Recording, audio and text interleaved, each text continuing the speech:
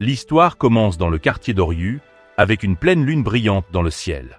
Nous apercevons un bébé tenu à l'envers par une main, qui le tient par ses vêtements. Le bébé pleure, il crie de toutes ses forces. La main qui tient le bébé est celle d'un monstre. Sa mère appelle à l'aide, pour qu'on aide son enfant. Le monstre a tué tous les policiers sur les lieux, et ne comprend pas ce truc dans sa main qui fait autant de bruit. Il décide alors de tuer le bébé qui fait trop de bruit. D'un coup le sang jaillit, les larmes dans les yeux de la mère du bébé. Soudain le bras du monstre est coupé.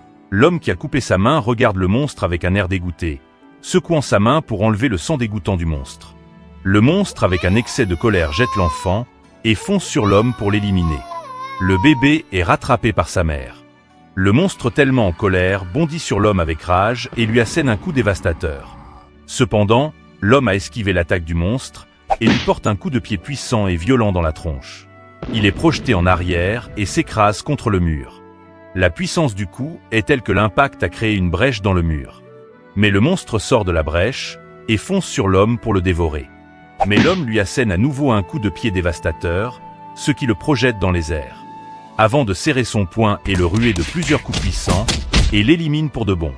Sous les yeux ébahis des personnes aux alentours, qui commencent à l'acclamer, impressionnés par une telle puissance.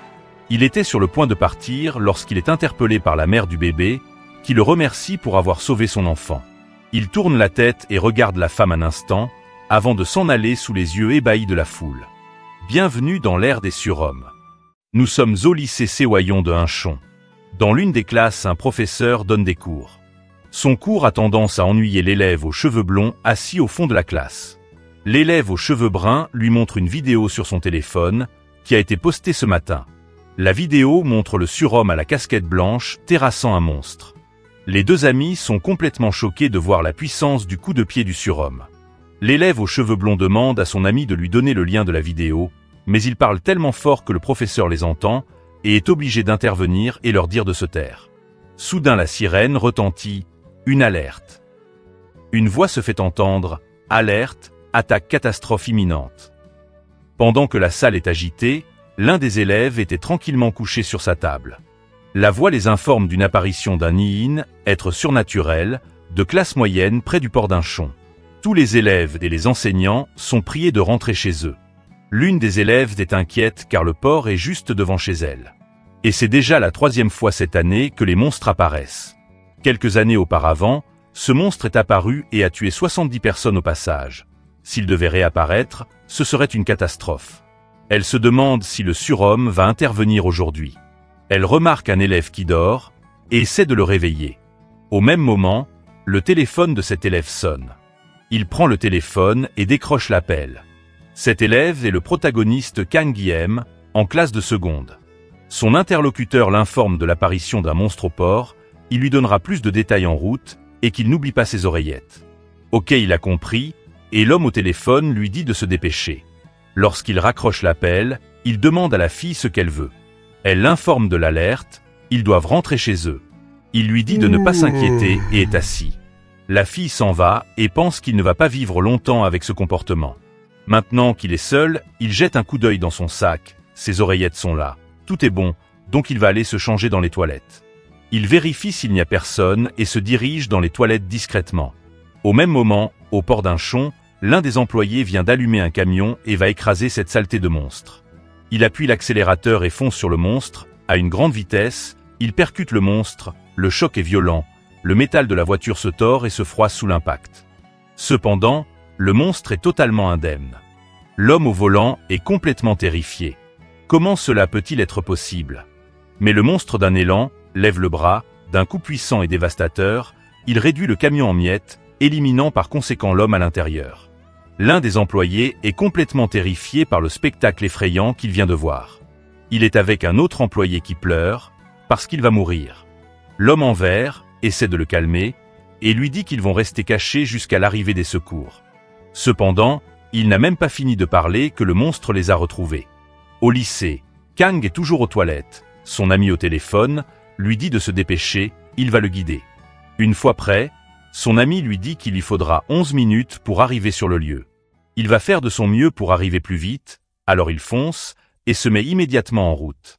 Le monstre les regarde, ils sont dans la merde, l'homme en vert n'a pas fini de dire amène-toi qu'il se fait exploser d'un coup dévastateur, qui le projette en arrière et s'écrase contre le conteneur. L'autre employé se fait aplati contre le conteneur également. Un autre employé qui était caché dans les parages se met à courir, mais il est repéré par le monstre. Avec une vitesse et une force incroyables, le monstre bondit vers l'homme. L'impact de sa descente est tellement puissant qu'il le fait bondir involontairement.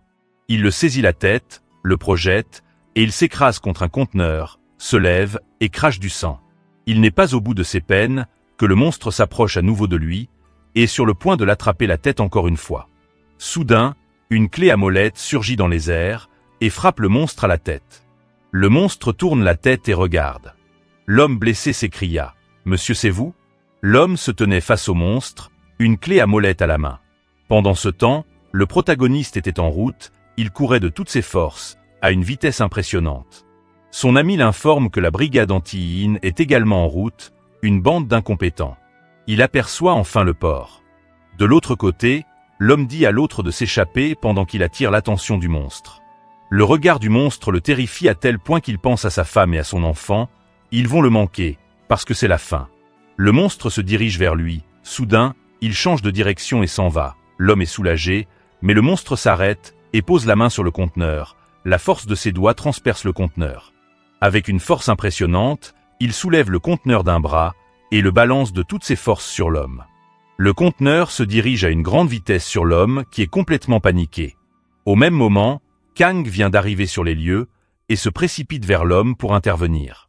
D'un coup de pied dévastateur, il réussit à repousser le conteneur. L'homme est confus et complètement choqué par la puissance du coup de pied. Il se met devant l'homme et dit au monstre « Ce n'est pas gentil de balancer des conteneurs sur des inconnus ». Sa casquette est équipée d'une mini-caméra. Son ami au téléphone lui demande s'il n'a pas peur, parce que lui il stresse de ouf. Il va essayer de communiquer avec le monstre. Il demande au monstre s'il sait parler, parce qu'il a rencontré plusieurs des comme lui. Mais le monstre ne comprend rien à ce qu'il dit, et est plutôt en colère. Il bondit sur lui avec rage et colère pour l'éliminer. Son coup est puissant et dévastateur, mais le protagoniste bondit et réussit à éviter son attaque. Cependant, il est dans les airs, et le monstre l'attaque à nouveau. Il encaisse l'attaque du monstre qui le propulse en arrière, et se cogne contre le conteneur. Il prend appui sur le conteneur, et saute. Il descend loin derrière le monstre. Il vient de comprendre qu'il ne peut pas communiquer avec ce monstre. Un hélicoptère arrive sur les lieux. Une transmission en direct à la télé, la journaliste annonce l'arrivée de la brigade anti-IN. Une fois la brigade sur place, le colonel ordonne à ses hommes de ne faire feu qu'à son signal. L'un des hommes demande au colonel si les chars et l'artillerie lourde ne peuvent pas entrer sur le port, comment ils vont exécuter le plan de capture du monstre. Mais le colonel l'explique. Ces monstres ne craignent pas les armes à feu. Les spécialistes ont analysé le combat du surhomme à la casquette blanche, et sa force est supérieure à celle de l'armée, et c'est aussi le cas de ce monstre. Si le surhomme à la casquette blanche perd, ils ne pourront rien faire face à ce monstre, mais ils ont un plan B pour cela. Le combat était retransmis en direct dans le monde entier. Le surhomme à la casquette blanche était en difficulté, et se faisait pourchasser par le monstre. C'est étonnant, il est rapide malgré sa corpulence. Le monstre est tellement rapide que sa main fend l'air à une vitesse fulgurante, prête à lui asséner un coup mortel. L'impact est tellement puissant qu'il transperce le conteneur de sa main. Mais le protagoniste a réussi à éviter son attaque et saute sur le monstre pour l'attaquer. Cependant, le monstre voyant cela, l'attaque avec sa langue et réussit à le toucher, ce qui le déséquilibre. Le monstre en profite et attrape son pied avec une force, une puissance et une rage, il le balance sur le conteneur. L'impact est tellement puissant que cela crée une ouverture dans le conteneur, son ami est sous le choc. À la base, la mission de la brigade anti-IN consiste à l'aider en évitant de le déranger. Le colonel voyant cela, demande de passer au plan B. C'est alors qu'un homme sort et saute sur le camion, il se met en position de tir, il recharge son arme et fait feu. La balle touche le monstre à la tête, ce qui le projette au sol. Mais il se relève, l'impact de la balle visible sur sa tête, qui semble se régénérer. L'homme recharge son arme encore et tire de nouveau. Le monstre encaisse les attaques mais se relève à chaque fois. L'homme continue de tirer, mais le monstre se régénère rapidement et revient à l'assaut. Soudain, un cri retentit dans le conteneur et les interrompt. Kang sort du conteneur, il a eu chaud, sans le conteneur il finissait à la mer. Son ami le voit sortir du conteneur et pousse un soupir de soulagement. Il va maintenant passer aux choses sérieuses et foutre une raclée à ce monstre. À une vitesse fulgurante, il disparaît sous les yeux du monstre qui tressaille. Il est tellement rapide que le monstre n'a pas le temps de réagir. Le monstre subit son coup de pied dévastateur en plein sur la tête. À une vitesse inimaginable, il saisit le monstre par la bouche à la force de ses mains. Avec une posture dynamique, il prend appui sur sa jambe de toutes ses forces et écrase le monstre au sol avec puissance. L'impact est tellement puissant que cela crée un tremblement de terre, et la tête du monstre reste enfouie dans le sol. Tout le monde était complètement choqué par sa puissance. Le monstre essaie de se lever à nouveau, mais il n'y arrive pas et tombe. Le combat est terminé, et même s'il essaie de se lever, il l'arrêtera. Il n'est pas aussi fort que le monstre qu'il a affronté sur l'île en Meillon. Son ami pense qu'il n'a pas eu trop de mal à terrasser ce monstre, contrairement au monstre de l'île. Si vous avez aimé, n'oubliez pas de laisser un like et un commentaire.